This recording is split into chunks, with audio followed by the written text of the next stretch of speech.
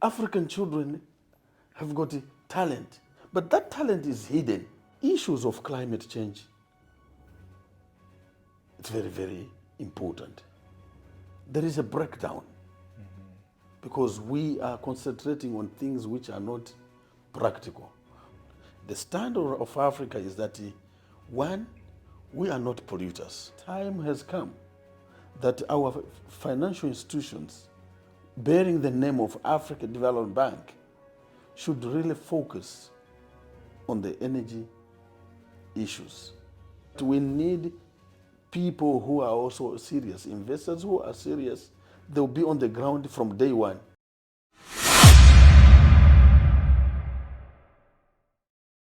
Assembly of International Solar Alliance is happening in Delhi.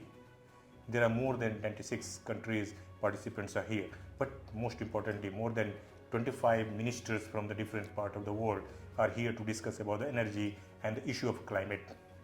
Today I have Minister of Energy from Malawi, Mr. Ibrahim Matola. Sir, welcome to the WNN show.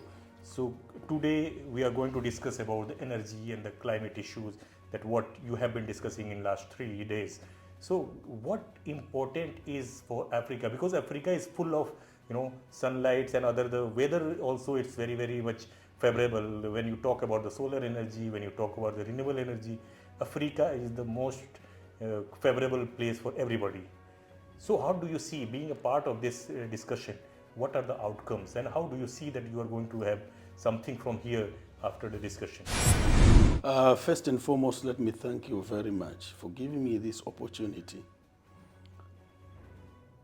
that I can give my takeaways, but also what I'm thinking for us to move forward. You are the voice of the voiceless, and the media plays a vital role when it comes to civic education, but also highlighting the issues which are happening in the world. I'll begin by quoting an African proverb which says, and I quote, "If you go fast, walk alone. But if you want to go further, walk with others." End of quote. When you look at India and Africa 40 years ago, let's just go close our eyes and look back. Who were at power? But because we were left behind, and then today when we are talking about transition and issues of climate change, Africa becomes very difficult to understand these terminologies, because we can't transit when we are not yet there. Right.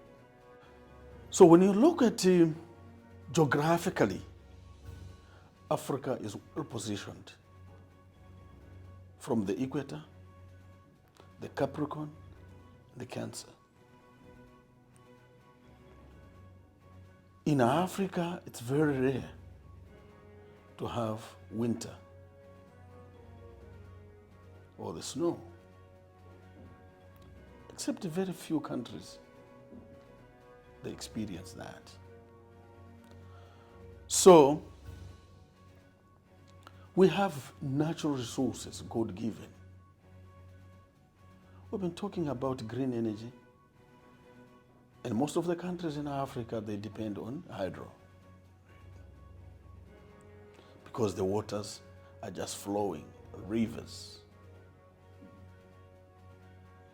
But now, when we look at the issues of deforestation, most of these now rivers are no longer perennial.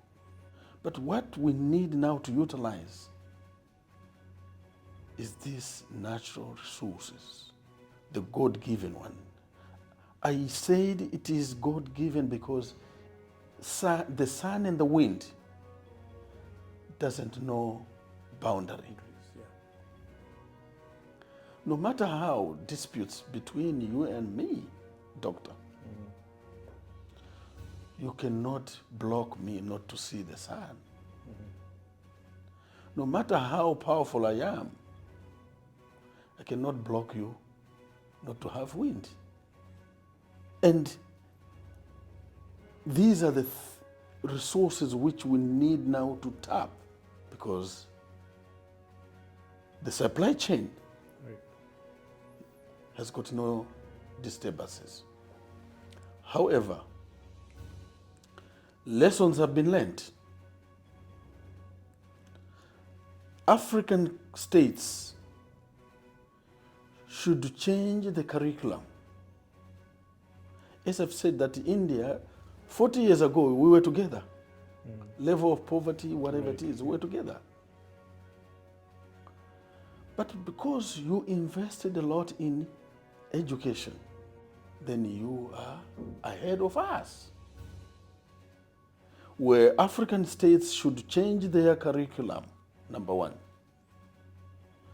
What we are doing today, we are building the future of the generation of generations of generations.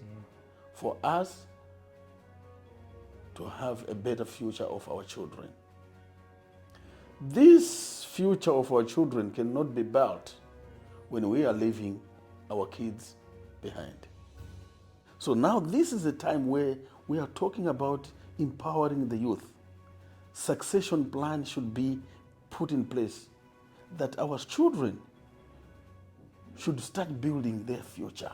A dark scenario which I've given. Education should focus on the future as well as the education system, right? But how it is possible when the whole African country is struggling with the instability of politics and the political situation? You see that you name any country, most of it, they are struggling with the different political issues. How they can concentrate on such issues which is not there in the priority list? How you can overcome? Especially you talk in terms of, if you take Malawi also, lots of issues happened, lots of election issues were there, but still you are thinking in a very positive way. So can other politicians also follow the same way, that you look for next generation? Yes, what I am trying to drive to is that when I went to school, I was taught the British history. The Queen, the King, the war in Europe, which has got nothing to do with me. When I go to geography, I'm taught about the longest, the widest river in Africa, in the world, the tallest mountain, which has got nothing to do with me. And also I'm told who discovered the River Niger, who discovered Lake Malawi, who discovered Cape of Good Hope, Vasco da Gama, Galileo, all these, Christopher Columbus. I memorize things which are not practical. What is supposed to be done is that we need to have a mindset change. Give our children the reality, the way you have done. Korea, Japan, China, India, they are advanced in technology. So our children should be given that, not only to be taught things which are not practical. Dissecting a grasshopper, memorizing how many parts of larva, mosquito, how many parts of frog. Let's give them what is real. And it's already been seen even in the setup in our countries. When you look at the Asians, they only send their children just to know how to write and read. That's why the businesses of our colleagues, Asians, doesn't collapse, because the succession plan is within the family. They only go to school just to know how to count and how to, but they inherit the business. That's why Asians, generations of generations, their businesses are still up to date. Whether you go to Europe, whether you go to Asia, Africa, or within the Asia. Similarly to us, there is a breakdown because we are concentrating on things which are not practical. When you look at the population in all Africa states now, the youth are taking the big portion of the population in the country. Those who are going to vote this year, though, in all member states, the majority is the youth. Okay. Whether you look at the Arab Spring, the Arab world, and you look also the other African member states, the youth are taking lead. And we keep on saying that youth are leaders of tomorrow. When is that tomorrow going to come? Tomorrow should start today. We give the opportunity to our children to lead. For example, in my family, when I was young, my mom used to call me my brother. My dad used to call me my brother. That I have reached a certain stage where I can be consulted. I can contribute to the family. So they were testing me by calling me the brother. And it was up to me to misuse or to abuse that status. So some in the families, those who have misbehaved or misused the status, they ended up not being given any responsibilities. My father used to call me, how do you see if tomorrow we can go to the field first and then we go to visit Mr. and so and so so. Then I said, no problem. I have reached a certain stage where I can contribute, where I can be consulted. And the Quran is very straightforward. وَأَمْرُهُمُ الشُّورَى بَيْنَهُمْ. Consultation is very, very important. So the mindset which I'm saying that we need our children to be material, productive. We have seen the youth in the other parts of the world, which is vice versa. When you look at Europe, it's vice versa. Right. The old ones are the ones who are productive. The youth are not productive because they've gone into drugs, smoking, cocaine, all these things. So the youth of Europe today, they are unproductive. And the old age, that's why they're still there, because they didn't go through all these things. However, issues of climate change, it's very, very important. Looking after the nature is very, very important. However, we can do a lot because these are the things which Allah subhanahu wa ta'ala, the Almighty God. You talked about the business also. You talked about the climate issues and all. And what we see that climate financing is the biggest challenge, especially for LDCs, that those who are least developed countries. And how do you see that? Will you able to drive that kind of mission for your country when there is an issue of climate finance, where there is issue of least funding, especially from the Western countries? The issue of climate financing is very, very important. And at a certain forum, I was trying to lobby with my counterparts that when we are going to UN General Assembly, but also COP, we need to go with a stand as in Africa. The stand of Africa is that, one, we are not polluters. The polluters should meet the cost. I give an example of cocoa. It's being grown in Africa, but it is being taken raw material to Cadbury, and they produce chocolate. When that chocolate comes back to Africa, my brother, my uncle, who has been sweating in the cocoa field, cannot even manage to buy that chocolate. So, because our counterparts in Europe, they are still using emissions, energy which is carbonized. And even the coal is being taken from Africa, exported to their industries. So they built their industries very well. Mm-hmm. And now we have not polluted, and we are being told that can we transit. How can we transit yet we are not yet there? But also the hypocrisy which I see is that the funding and the lenders institution, that's why I was talking to African Development Bank when I was in Kenya during the Africa Climate Summit, that time has come that our financial institutions bearing the name of African Development Bank should really focus on the energy issues, the green energy, so that we can have our own industries. I would like to call upon my counterparts that this coming COP, we need as an Africa countries, states, to lobby and see how we can argue with the developing countries in terms of funding.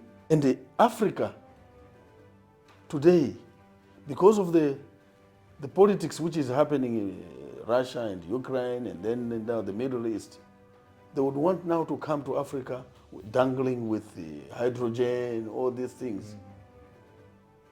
But we still have an opportunity, and we need to have a good team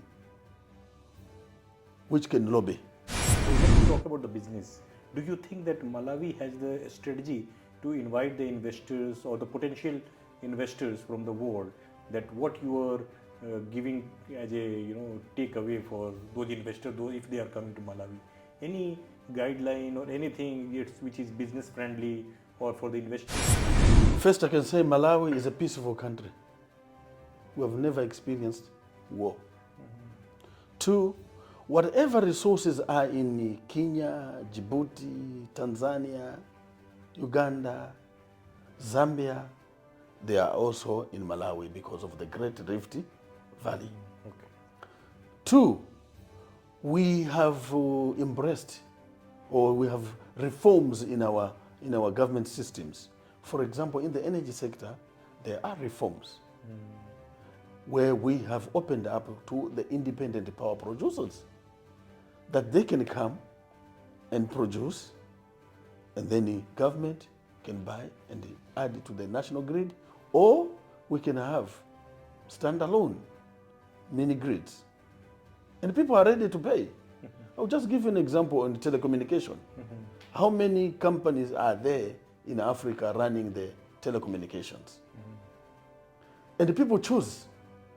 Some they have even 4 lines with all the subscribers in their country, because they've got a package. Similarly to power, people should have freedom of getting connected to company A, company B, company C.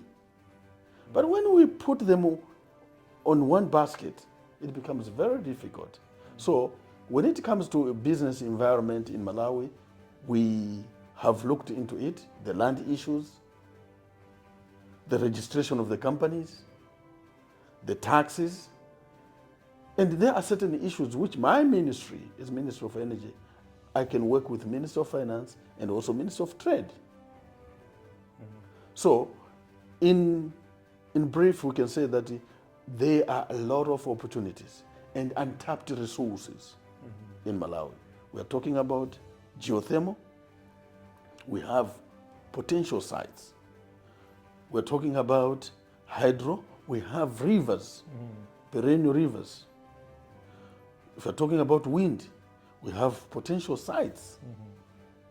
What we need is that we need to be given an opportunity of money. And the business of electricity is not like a business of a hospital or charity. Because you do today, your money starts flowing tomorrow. So it is a viable business. It's not like a road where you have to put a toll gate. And then the money comes after 20, 30, 40 years. But the electricity is immediately. So you were also focusing about the education. Do you have any reformation plan for education system that to bring the educationist or the academia to Malawi and reform whole system or guide to certain level? Yes, that's what I'm saying, that we need to look into our curriculum, and some of these subjects can be dropped, and we focus on the things which like entrepreneurship skill type of development. These are the things which we need to feed our children now and then. African children were born engineers. Me, I grew up, nobody taught me how to swim. I was just going to the river. Today I'm paying a lot of money for my son to be taught how to swim. Yeah. I made a kite. Although I've never seen a plane, but I made a kite. I made my own car from clay to wires. So African children have got a talent, but that talent is hidden. What we need is just to give them with the current setup, and then they will do. So when we are talking about investing in education, then the issues of hospitals, it will be very sorted out, and the issues of trade will be sorted out. The packaging and all this, the industries. So these are the things which we need to bring them with the current situation. For example, my son goes and study, and I want to put him in the rural area as the government puts him in the rural area as a medical doctor, where there is no electricity, transportation, no network. He won't stay. So now we should minimize the immigration of skilled workers from the villages into urban cities. How? By giving them all these things. I've also mentioned about the vaccines which we are receiving from the international community. We end up disposing them because we don't have refrigerators in the rural areas. So we end up just disposing them quickly, or a campaign of just vaccinating everybody, mandatory now, in order to please the one who have donated, which is wrong. So, Minister, you have spoken about the businessmen, and you want that we investors should come to Malawi. Can you explain that? What are the key takeaways for any investor who looks to invest in Malawi? The environment is very conducive for business.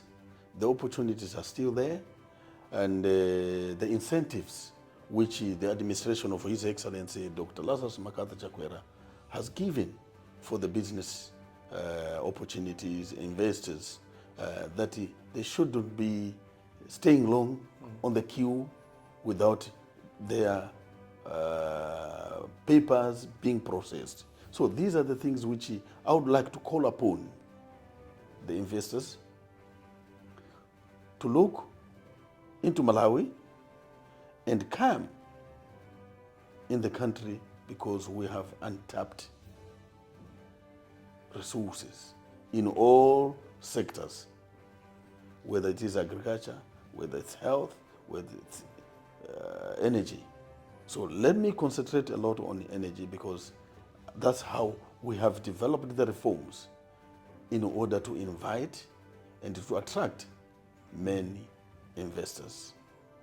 So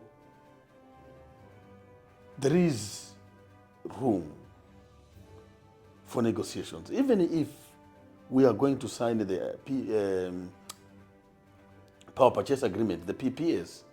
These are the things which it's now the process is very quicker than it was. And we have also decommissioned the Power Market Limited, which was there like a single buyer. So these are the things which I'm trying to say, that there is a conducive environment for the investor.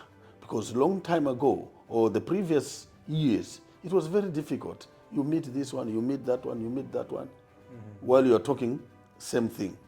But you are meeting 3 different bodies on the same issue. Right. So now, the administration of His Excellency, Dr. Lazarus Macarthur Chakwera, has shortened and decommissioned some of these things so that investors shouldn't spend most of the time without reaching their intended goal.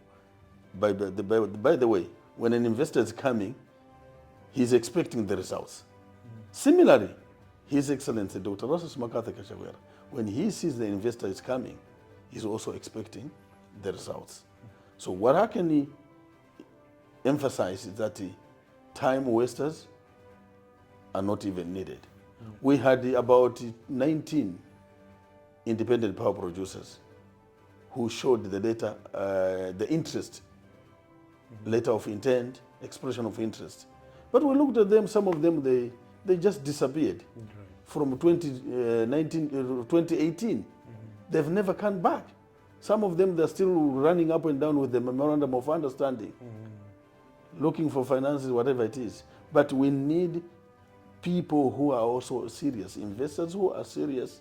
They'll be on the ground from day one until they finish their project and get what they are expecting to get from the country. I hope so that investors and all the people, they understand this one. And thank you so much for talking to us. Thank you very much, Dr. Shahid. It was very well meeting you, and I'm looking forward to meet you, sir, at COP28 in Dubai. Thank you so much.